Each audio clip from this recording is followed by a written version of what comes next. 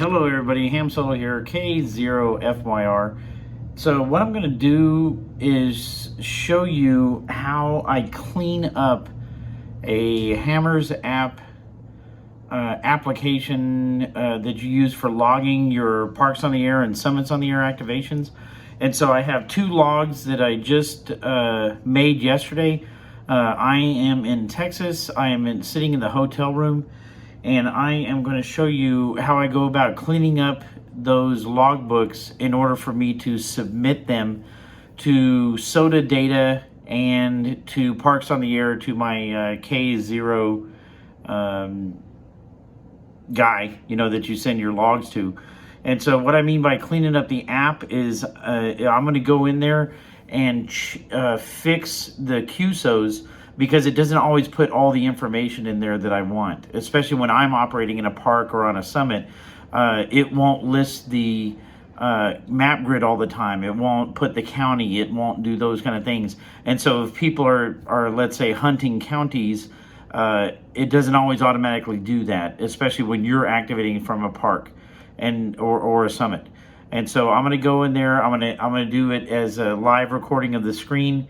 And I'm going to go in there and fix my log, and then I'm going to submit that log, and that's what I wanted to record on video, because I don't think I've ever done that before for filming.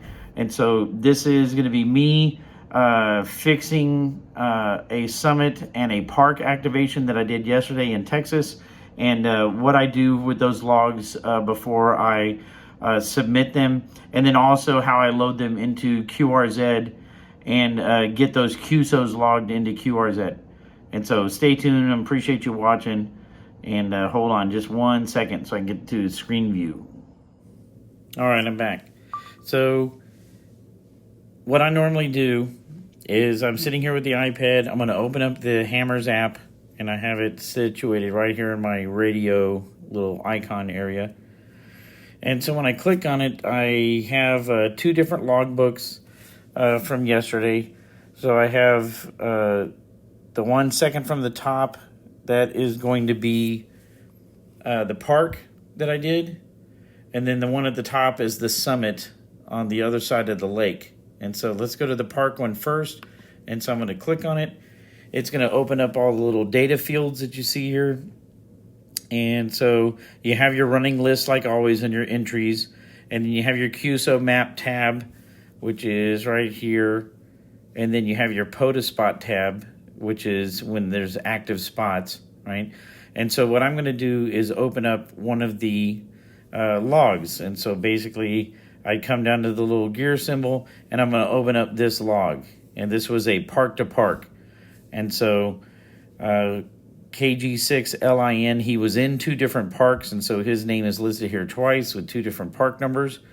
And so I'm going to open that up, and what I'm going to find, especially with park to park, is it may or may not enter the county. It doesn't always do it. And so his county isn't always entered. It may have the right map grid for that park, but sometimes it doesn't enter the county. And so I have my park information. I got his park information. It seemed to populate the county that way. But if you come down here to mine, there is my call sign, the state I was in because of the map grid given by my park, but there's no county. And so in order to look that up, I'm going to have to go to the internet, and I'm just going to find, let's say, what county is Possum Kingdom State Park in. Let's see, Palo Pinto County. So it's in Palo Pinto County. So now I'm going to have to go in every one of these entries of the 17 people if I want people to get credit for counties, and I'd have to enter Palo Pinto. And usually in the comments, I'll do park to park for this contact. That way, if later on when he goes to enter the information, he goes, hey, I don't remember this contact, or I don't have the right times, what was happening. And I'll say, oh, remember we were on this channel and it was a park to park. And so now that one's good. Now I'm going to hit save. And I'll go to his second entry. And again, you see his county, again, got filled in, but mine did not. And so, again, I'm going to write Palo Pinto, go to the comments, park to park. And that's the only thing I need to change. Everything else is correct. The power is correct. The mode is SSB. The frequency is correct. I hit save. Okay, here's the next guy, KE4GTQ. It was also park to park. So let's see how much. Well, it entered his county again, which is weird because, like I said, a lot of times on the park to parks, it doesn't do that. Palo Pinto, park to park. And everything else looks good. Save. Now, on the next ones here that have the blank spot here, those are just regular contacts. They're not park to park. So they almost always enter the correct information for his QTH. Mine's still going to be blank because I'm in a park. And so he's got the information there. Oakland, Michigan County, Michigan State. And I'm going to put Palo Pinto.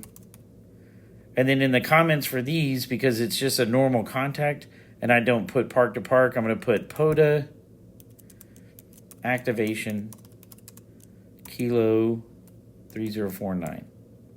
And then that way he knows what that contact is. So once it hits QRZ, he would have no indication and couldn't remember, well, where the hell did I talk to K0FYR? And so I have written in the comments that get posted in the QRZ ADIF portion, hey, it was for a POTA activation at K3049, just to jog his memory, and hit save.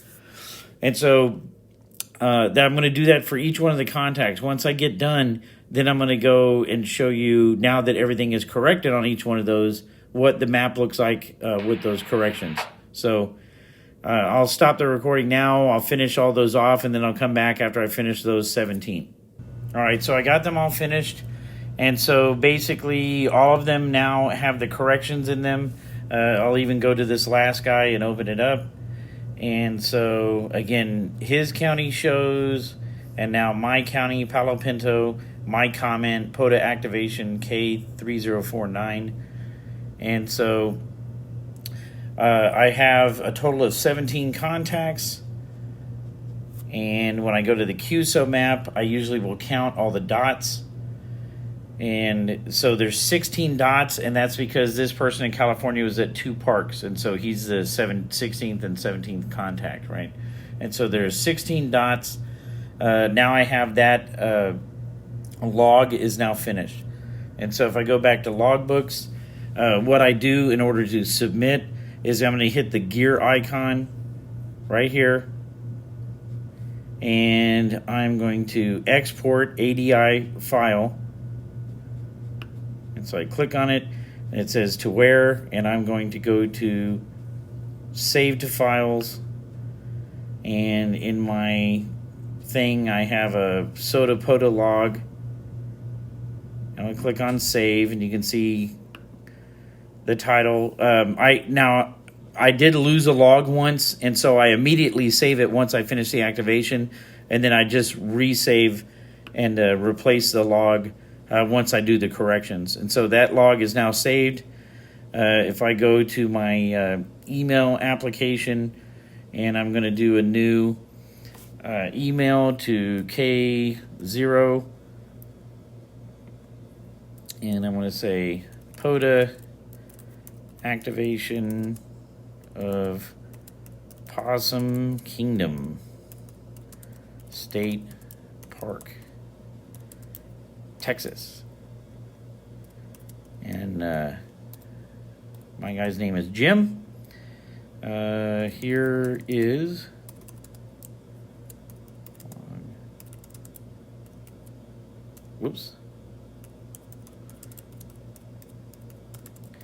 State Park. And all I got to do is search for it. So I'm going to click on the little icon. I'm going to make sure I'm in my folder where I put it. It's going to be here somewhere. Let's see. Ham radio. And I've got a SOTA POTA logs folder. And now all I have to do is just weed through all my logs and find that one, 3049. It's right here. So it says today, K0FYR at K3049 with the date 2021-11/16. And so I'll click on that. It attaches it. I usually, when I send my emails to them, I do my call sign. And let's just give it a little quick thanks. And 73. So, send. And so now I've sent off that log. It went to him, and he approves them. Yeah, pretty quick. Usually within a couple days. Usually at the outset, I've sent him sometimes like 7 or 8 logs over a day or two, and it might take him a little bit, but he usually gets them in there pretty quick. And so, going back in the HAMRS app, I now do the same thing for my summit. And so I click on my summit, which is up at the top, and I had 19 contacts on the summit. Now there's no, had no summit to summit, so there's no summit to summit reference there in this column here. It's all blank, where the other ones would have the park numbers. I had no summit to summit, and so I don't have any reference here. But each one, again, I'd have to enter, edit, and most of their information's there. Mine's not even showing a state or anything. And so I'd have to come in here, put Texas, put the county, and I'll check the county on the summit because it's a little bit further off on the lake, so I don't know if it's in the same county. And then you can see my summit designator here, but I also would go back down here and put SOTA. Yeah, I don't know why the audio ended there, but I would have put it SOTA activation at Whiskey 5 Tango November Tango 037. So let me finish these up. All right, so I got the SOTA data also corrected with the county and the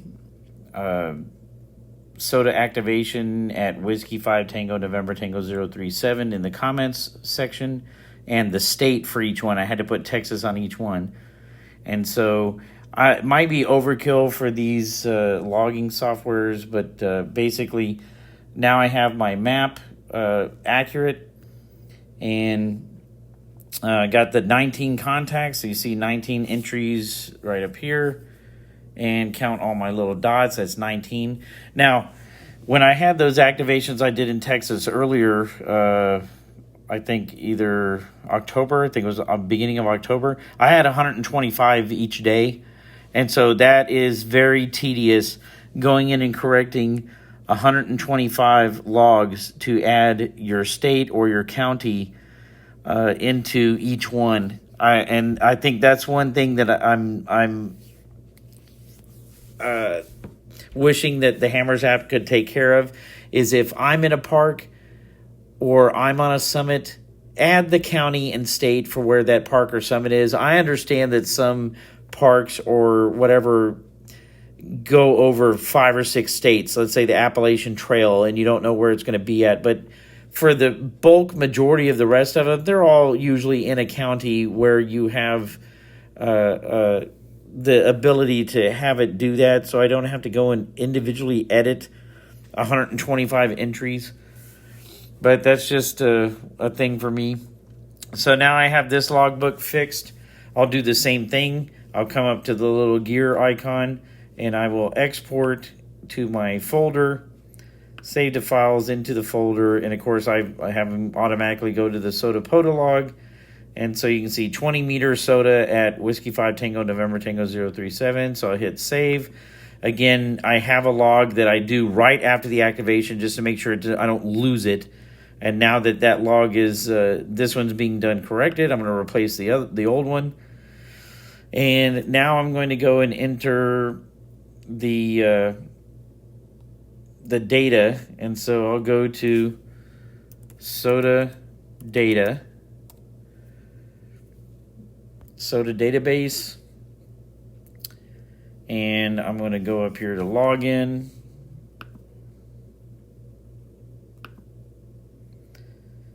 use my name and that's facial recognition ID or whatever. So now I'm logged in. Welcome K0FYR. Go to menu, submit log, upload ADIF log file, which is what we just saved. Choose file. And I kind of like this just from the standpoint of I don't have to submit it to a person to look at it and then submit it to SOTA, or like the POTA guy, So this just goes directly into the database, and I'm looking for today's. There it is. Whiskey 5 Tango, November Tango 037. It says today. So click on that one. And I'm going to click on upload ADIF.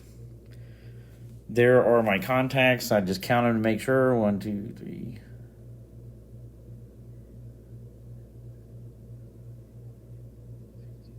$18, $19. There's 19. And so then I'm going to hit submit. It's like, are you sure that these are accurate and you're not lying? Yes, I agree. Submit. And there you go. Successfully uploaded your file. It was only a 1-point summit, so I only got 1 point out of it.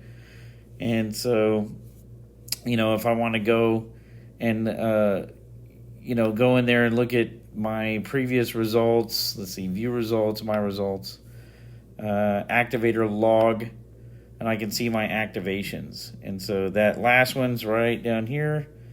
Whiskey 5 Tango, November Tango 037, 19 QSOs, and it's in there. And so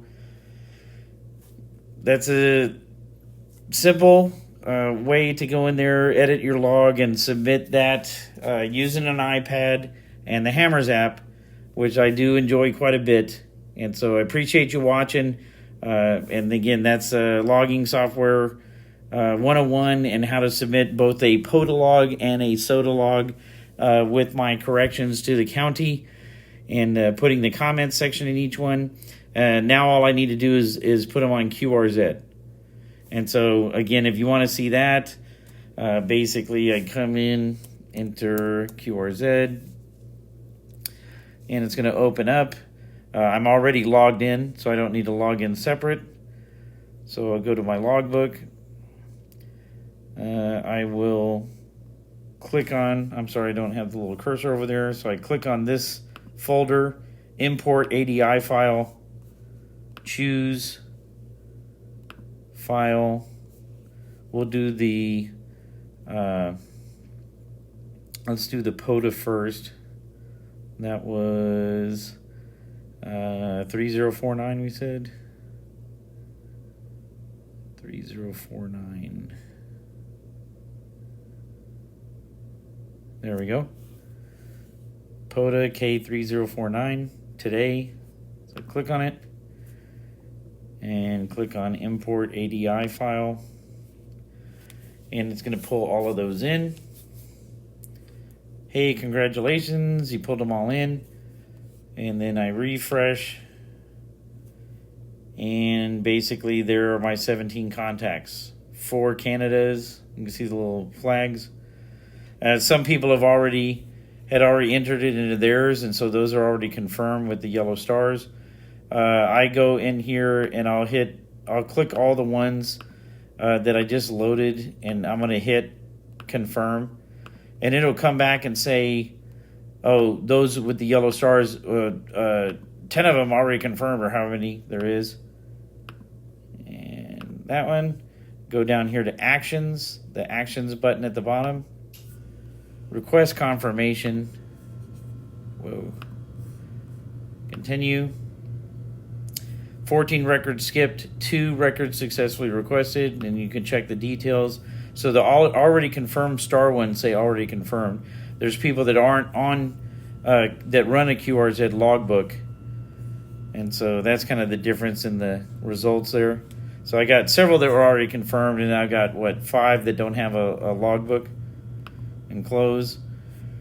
And then if I wanted to do that and add them to Logbook of the World, basically, as I understand it, you go to Logbook of the World, you create a spot, and you click on each one, and your spot, wherever you were set up or whatever, you've created a spot. And then when you click on it, as an example, you go to actions, and then you click on send to Logbook of the World, and it'll file those over there.